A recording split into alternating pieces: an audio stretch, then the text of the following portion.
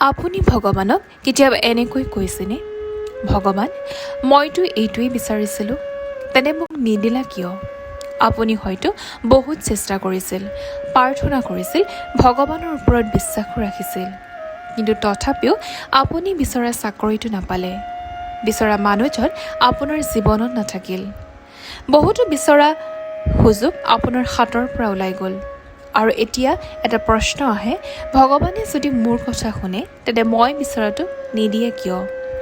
আজিৰ এই প্ৰশ্নটোৰ এটা অতি সহজ উত্তৰ জানিম, আৰু হয়তো এই উত্তৰটো বুজি পোৱাৰ পিছত আপুনি আপোনাৰ জীৱনত ঘটা কিছুমান কথাক নতুনকৈ চাবলৈ আৰম্ভ কৰিব পাৰিব। ভগৱানে আপোনাৰ প্ৰাৰ্থনা নুশুনে এনে নহয়, কিন্তু আপুনি যিটো বিচাৰিছে সেইটোৱেই যে আপোনাৰ বাবে আটাইতকৈ ভাল তেনে কথাও নহয়।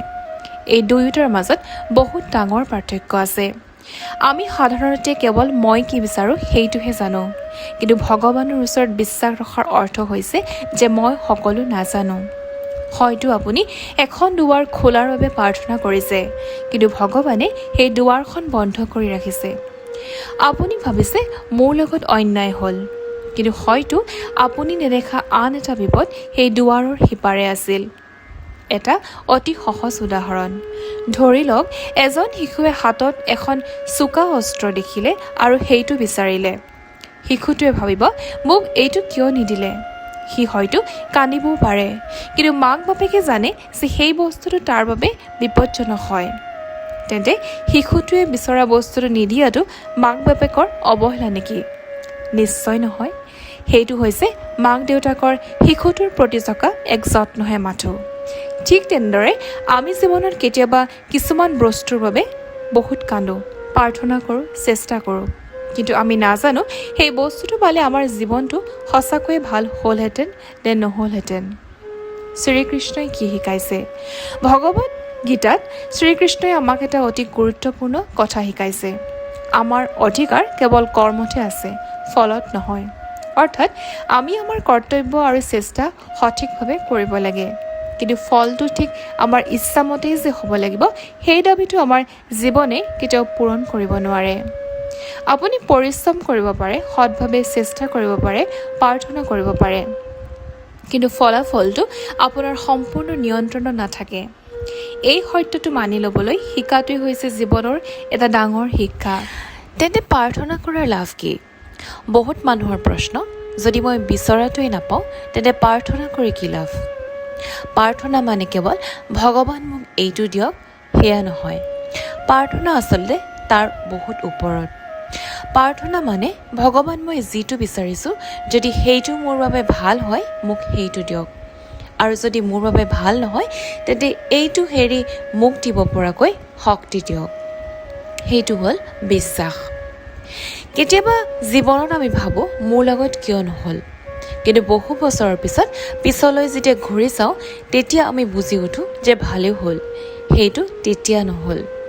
যিটো চাকৰি আপুনি নাপালে হয়তো তাৰ বাবেই আপুনি আন এটা সুযোগ পাইছিল।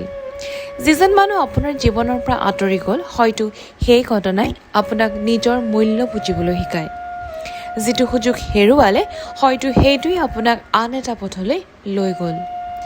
আজি এই মুহূৰ্তত কেৱল হেৰুৱাটোহে দেখোঁ, কিন্তু ভগৱানৰ ওপৰত বিশ্বাস ৰখাৰ অৰ্থ হৈছে যে এই মুহূৰ্তটো মই সম্পূৰ্ণৰূপে বুজি নাপালেও মই আগবাঢ়ি যাম। এতিয়া এটা গুৰুত্বপূৰ্ণ কথা যে ভগৱানে সকলো কৰিব, মই একো কৰিব লাগে তেনে কথা কিন্তু নহয়। গীতাৰ শিক্ষা তাৰ সম্পূৰ্ণ বিপৰীত। কৰ্ম কৰিব লাগিব। আপুনি চাকৰি বিচাৰিছে, চেষ্টা কৰক। আপুনি সফল হ'ব বিচাৰিছে, পৰিশ্ৰম কৰক। আপুনি এটা সম্পৰ্ক বচাব বিচাৰিছে, সৎভাৱে কথা পাতক। আপুনি নিজৰ জীৱন সলনি কৰিব বিচাৰিছে, নিজৰ পৰা আৰম্ভ কৰক। প্ৰাৰ্থনাই আপোনাক পথ দেখুৱাব পাৰে, কিন্তু খোজ আপুনিয়ে দিব লাগিব। এতিয়া আহোঁ মূল উত্তৰটোৰ মাজলৈ। তেন্তে মই যি বিচাৰোঁ ভগৱানে সেয়া নিদিয়ে কিয়? কাৰণ উত্তৰটো হ'ল যে আমি কেৱল নিজৰ ইচ্ছাটোহে দেখোঁ, কিন্তু ভগৱানৰ দৃষ্টিত হয়তো সম্পূৰ্ণ ছবিখন বেলেগ হয়। আমি ভাবোঁ এইটোৱেই মোৰ বাবে ভাল, কিন্তু হয়তো জীৱনে আমাক শিকাইছে, অলপ ৰ'বা, তোমাৰ বাবে আন কিবা এটা অপেক্ষা কৰি আছে। সেইবাবে ভগৱানে আপোনাৰ প্ৰাৰ্থনা পূৰণ নকৰিলে বুলি ভাবি হতাশ নহ'ব, কাৰণ উত্তৰটো কেতিয়াবা হয় বুলি ভগৱানে দিব পাৰে, কেতিয়াবা এতিয়া নহয় বুলি দিব পাৰে, আৰু কেতিয়াবা এনেকৈও উত্তৰটো দিয়ে যে এইটো নহয়, ইয়াতকৈ ভাল কিবা এটা। যদি আজি আপোনাৰ জীৱনতো এনেকুৱা কিবা এটা ঘটিছে আৰু যিটো আপুনি বহুত বিচাৰিছিল কিন্তু পোৱা নাই, তেন্তে নিশ্চয় নিজকে এইটো নক'ব যে ভগৱানে মোক পাহৰি গ'ল। বৰঞ্চ কওক, মই মোৰ কৰ্ম কৰি যাম, যিটো মোৰ বাবে সঁচাকৈয়ে ভাল, সঠিক সময়ত সেইটোৱে আহিব। কাৰণ বিশ্বাস কৰাৰ অৰ্থ কেৱল আমি বিচৰাটো পোৱা নহয়, কেতিয়াবা আমি নোপোৱাটো কিয় ভাল আছিল সেইটো বুজি পোৱাৰ ক্ষমতা লাভ কৰাটোৱে ভগৱানৰ ডাঙৰ উত্তৰ। জয় শ্ৰীকৃষ্ণ। ইয়াৰ পিছৰটো ভিতৰত আমি জানিবলৈ চেষ্টা কৰিম শ্ৰীকৃষ্ণৰ ৰং কিয় নীলা হয়। সেই প্ৰশ্নৰ উত্তৰ যদি জানিব বিচাৰে তেনেহ'লে ইয়াৰ পিছৰটো ভিডিঅ'লৈ অপেক্ষা কৰক। আজিলৈ আহিছোঁ, ধন্যবাদ।